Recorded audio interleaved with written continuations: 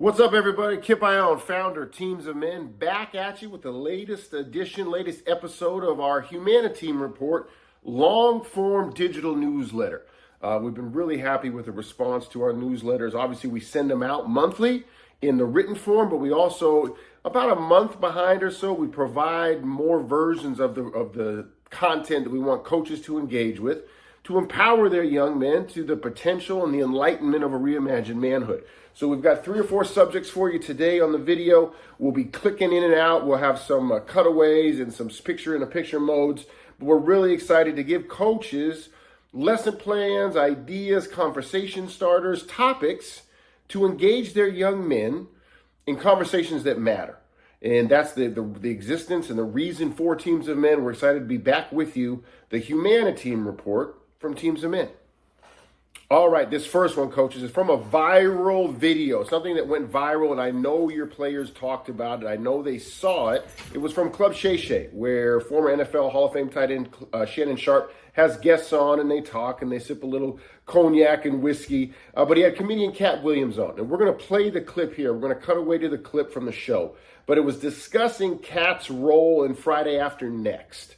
And one of the scenes in the movie that he pushed back on against the director and the creators of the show, and his rationale and his thought process here is really something that we want you to dive into with your players. So let's cut away to the show, and then we'll come right back.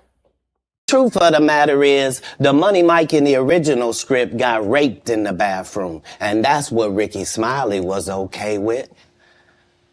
Cat Williams had to take the risk in front of the studios and the cast and our powers that be in his very first movie and say respectfully, humbly, guys, if we're talking about anything else, I have no credibility and I have no pull.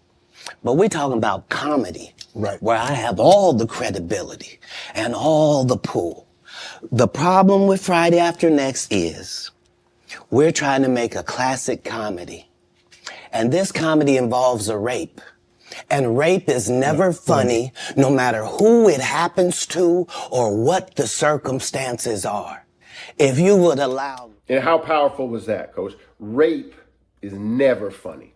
Such a good line. And what we would suggest you should do is just talk to your guys first. Say, hey, do you guys see the Cat Williams interview that went viral? And the reason it went viral, unfortunately, isn't because of that great line from Cat. It's because of all the behind the scenes sort of work he did talking about his beef with Steve Harvey and Kevin Hart and a bunch of comedian drama. And that's why it went viral, because Cat's very authentic, very real. And he himself has had some viral moments with some poor decisions. But the part we want you to really dive into with his guys is, hey, what about where he said rape is never funny? And I've experienced this too, Coach. When I talk about online, on my TikToks, my YouTubes, my Instagram videos, I've had men push back at me like, what are you talking about rape jokes? I've never heard a rape joke in my life. Well, how lucky are you? Because I have. And I've heard innuendos. I've heard direct discussions characterized by, oh, I'm just joking. I'm just kidding. Don't be so uptight. Talk to your young men about that. Has there been spots in our team room, in your circles, on the bus, on the practice field, walking out to the practice court, where we have made comments or derogatory statements about sexual violence, about gender violence? That is never funny, and it cannot be hidden behind, I was just joking, JK. This is a clear opening for you to not only model and put a line in the sand where your program will not venture and try to cover your ass with just humor, but also it's a great opportunity to talk about your impact is never excused by your intent. Your intent is not an accountability pass. Well, I wanted to be funny. I didn't mean to harm, but you did harm. So now you have to make amends, okay? First section, play the Cat Williams quote from Club Shay Shay with your players and go from there. Next one, Coach, and I'll do a cutaway here so then you can see the graphic as I read it. It's from @Paramiley UK. It's from Twitter. Okay, but I want to read the quote out loud. You put it up and show your guys so they can digest it. When a woman says, this man raped me a long time ago, we say, but that was in the past. He can't change the past. When a girl says, this boy raped me last night, we say, but his future, we can't wreck his future. And there she stands, suspended between his past and his future with no value of her own. And then I want you to come back, coach. First, digest this with your staff, because this is a discussion about victim advocacy. This is a discussion about believing survivors and standing with survivors. And this is an opportunity for you and your staff to perhaps unlearn some ideas you all may possess about the rates of false accusations. Really, coach, like we can count on one hand, percentage-wise, the amount of false accusations there are. That is not equivalent to the amount of convictions. Those aren't the same thing.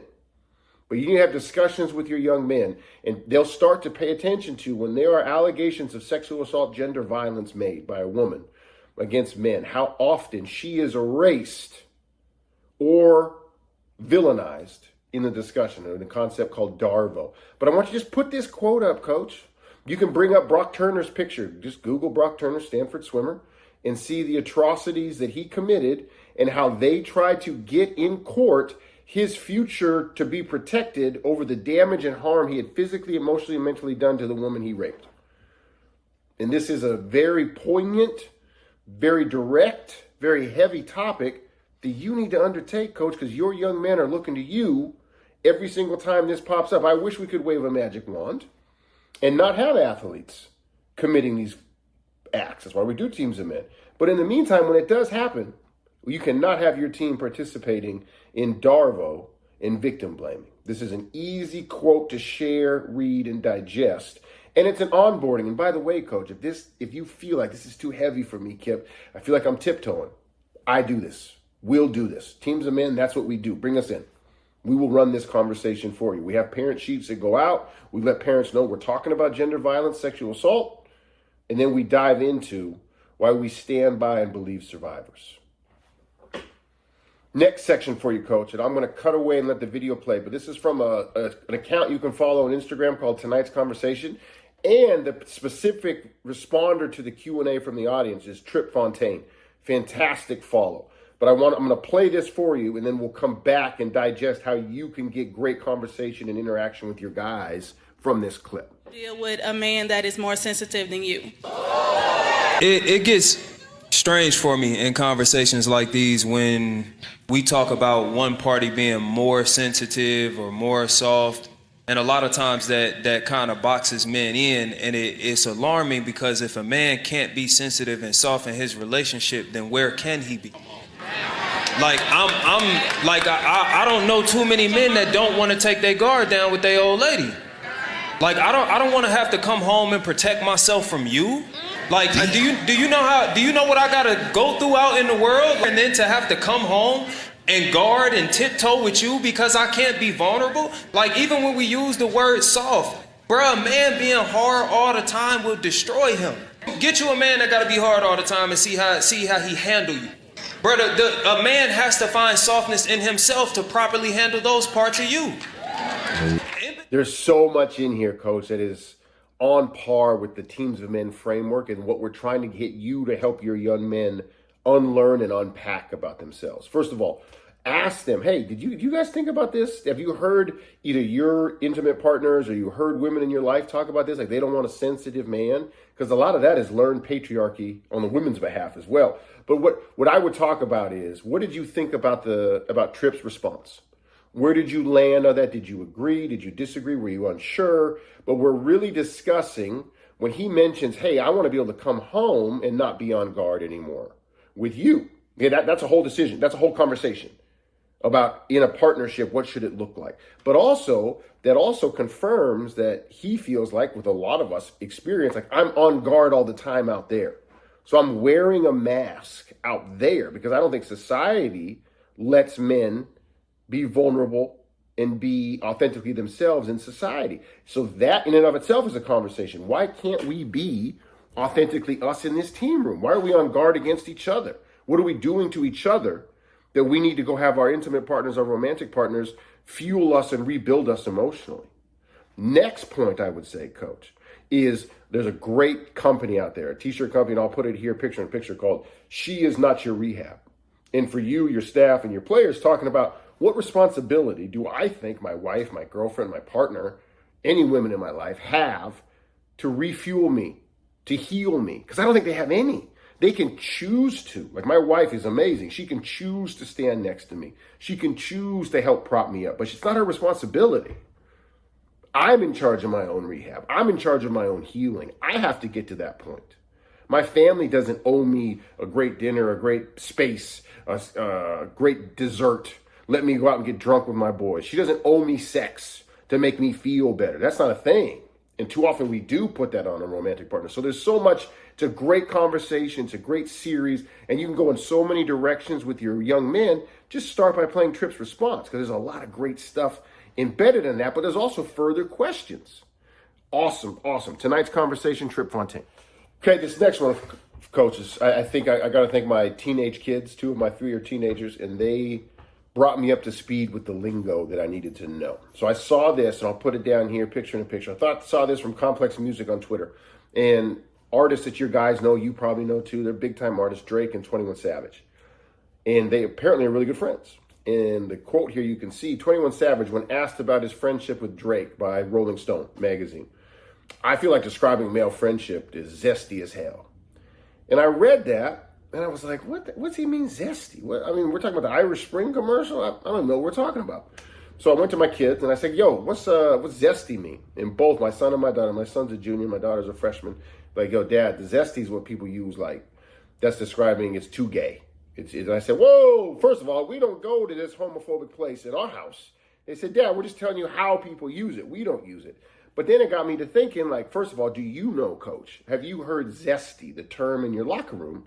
Because if you have, then you've got some homophobic stuff in your locker room you got to root out. You got to take a stand on that, because they're using that, they're coding that because they know some other words your guard will come up. This is a new one for you to root out. Okay. Secondly, we have got to fight the idea that because we're close, that men cannot have close relationships with each other without crossing into intimacy and romance. We've got to come to the relationship that I can love my brother in a non-sexual way. First of all, we're saying that if you are, we embrace all love in my program, hopefully in yours too. But also I can be connected and close to you. Okay? Me saying I love my brother, that's my best friend. That there should be no negativity attached to that. There should be no reason to be worried about. There should be no reason to guard against that. And that's something that this zesty quote from 21 Savage really got me bothered in a certain way. Like, why is he ashamed of his close relationship with Drake? Why are we tagging that? And is that word, that term, that tag propping up in your room? Because then your young men, if they are heterosexual, don't believe they can have close relationships. We're back in the man box to where if you are heterosexual, suddenly I can't have close relationships with men because otherwise I'm disproving, I'm losing my man badge. It's bullshit.